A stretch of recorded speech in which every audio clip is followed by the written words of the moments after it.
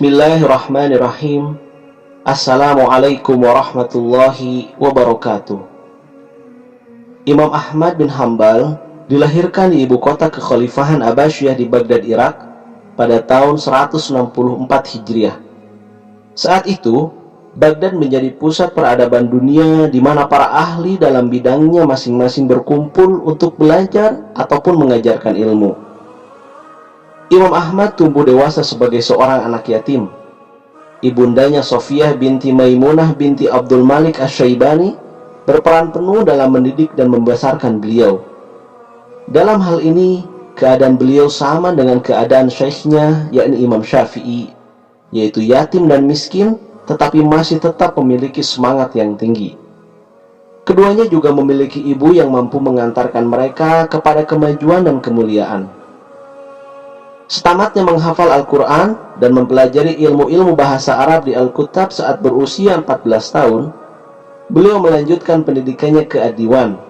Beliau terus menuntut ilmu dengan penuh azam yang tinggi dan tidak mudah goyah. Sang ibu banyak membimbing dan memberi beliau dorongan semangat. Tidak lupa beliau mengingatkan Imam Ahmad agar tetap memperhatikan keadaan diri sendiri, terutama dalam masalah kesehatan. Tentang hal ini, beliau pernah bercerita, "Terkadang aku ingin segera pergi pagi-pagi sekali mengambil periwayatan hadis. Tetapi ibu segera mengambil pakaianku dan berkata, 'Bersabarlah dahulu. Tunggu sampai adzan berkumandang atau setelah orang-orang selesai sholat subuh.'" Perhatian beliau saat itu memang tengah tertuju pada keinginan mengambil hadis dari para perawinya. Beliau mengatakan bahwa orang pertama yang darinya beliau mengambil hadis adalah Al-Qadhi Abu Yusuf, muridnya Imam Abu Hanifah. Tidak cukup menimba ilmu dari ulama-ulama Baghdad, Imam Ahmad juga menempuh safar dalam mempelajari ilmu. Ia juga pergi mengunjungi kota-kota ilmu lainnya seperti Mekah, Madinah, Suriah, dan Yaman. Dalam perjalanan tersebut, ia bertemu dengan Imam Asy-Syafi'i di Mekah. Lalu ia memanfaatkan kesempatan berharga tersebut untuk menimba ilmu dari beliau. Imam Syafi'i mengajarkan pemuda Baghdad ini tidak hanya sekedar menghafalkan hadis dan ilmu fikih, akan tetapi memahami hal-hal yang lebih mendalam dari hadis dan fikih tersebut. Imam Syafi'i sendiri amat memuliakan diri beliau dan terkadang menjadikan beliau rujukan dalam mengenal kesohihan sebuah hadis. Walaupun sangat menghormati dan menuntut ilmu kepada ulama-ulama madhab Hanafi dan Imam Syafi'i, namun Imam Ahmad memiliki arah pemikiran fikih tersendiri. Ini menunjukkan bahwa beliau adalah seorang yang tidak fanatik dan membuka diri. Beliau amat menekuni pencatatan hadis, dan ketekunannya itu menyibukkannya dari hal-hal lain sampai-sampai dalam hal berumah tangga. Beliau baru menikah setelah berumur 40 tahun. Ada orang yang berkata kepada beliau, "Wahai Abu Abdullah, Anda telah mencapai semua ini. Anda telah menjadi imam kaum muslimin." Beliau menjawab, "Bersama mahbarah ataupun tempat tinta hingga ke makbarah ataupun kubur, aku akan tetap menuntut ilmu sampai aku masuk liang kubur." Dan memang senantiasa seperti itulah keadaan beliau, menekuni hadis, memberi fatwa dan kegiatan-kegiatan lain yang memberikan manfaat kepada kaum muslimin. Sementara itu, murid-murid beliau berkumpul di sekitarnya, mengambil darinya ilmu hadis, fikih dan lainnya. Ada banyak ulama yang pernah mengambil ilmu dari beliau. Di antaranya adalah kedua putra beliau, Abdullah dan Saleh. Kemudian Abu Zur'ah, Bukhari, Muslim, Abu Daud, Al-Athram, dan lain-lain. Beliau menyusun kitabnya yang terkenal Al-Musnad dalam jangka waktu sekitar 60 tahun, dan itu sudah dimulainya sejak tahun 180 Hijriah saat pertama kali beliau mencari hadis. Beliau juga menyusun kitab tafsir, tarikh, dan kitab-kitab yang lainnya. Pujian dan penghormatan ulama lain kepadanya. Suatu hari, Imam Asy-Syafi'i masuk menemui Imam Ahmad dan berkata, "Engkau lebih tahu tentang hadis dan perawi-perawinya. Jika ada hadis sahih yang kau tahu, maka beritahulah aku. Insya Allah, jika perawinya dari Kufah atau Syam, aku akan pergi mendatanginya jika memang sahih." Ini menunjukkan kesempurnaan agama dan akal Imam Syafi'i karena mau mengembalikan ilmu kepada ahlinya. Abu Ja'far mengatakan, Ahmad bin Hambal manusia yang sangat pemalu, sangat mulia dan sangat baik pergaulannya serta adabnya. Banyak berfikir, tidak terdengar darinya kecuali mudzakarah hadis dan menyebut orang-orang soleh dengan penuh hormat dan tenang, serta dengan ungkapan yang indah. Bila berjumpa dengan manusia, maka ia sangat ceria dan menghadapkan wajahnya kepadanya. Beliau sangat rendah hati terhadap guru-gurunya serta menghormatinya. Yahya bin Ma'in berkata, saya tidak pernah melihat orang yang seperti Imam Ahmad bin Hambal.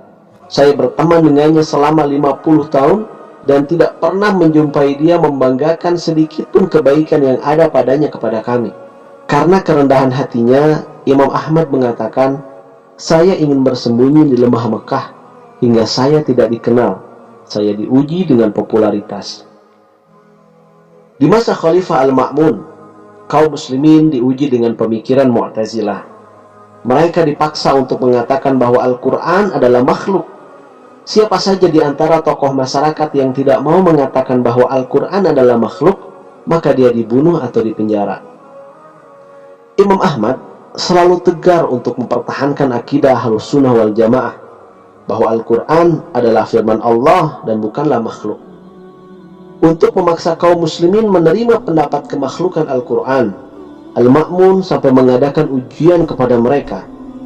Selama masa pengujian tersebut, tidak terhitung orang yang telah dipenjara, disiksa, dan bahkan dibunuhnya. Ujian itu sendiri telah menyibukkan pemerintah dan warganya. Ia telah menjadi bahan pembicaraan mereka, baik di kota-kota maupun di desa-desa, di negeri Irak, dan selainnya.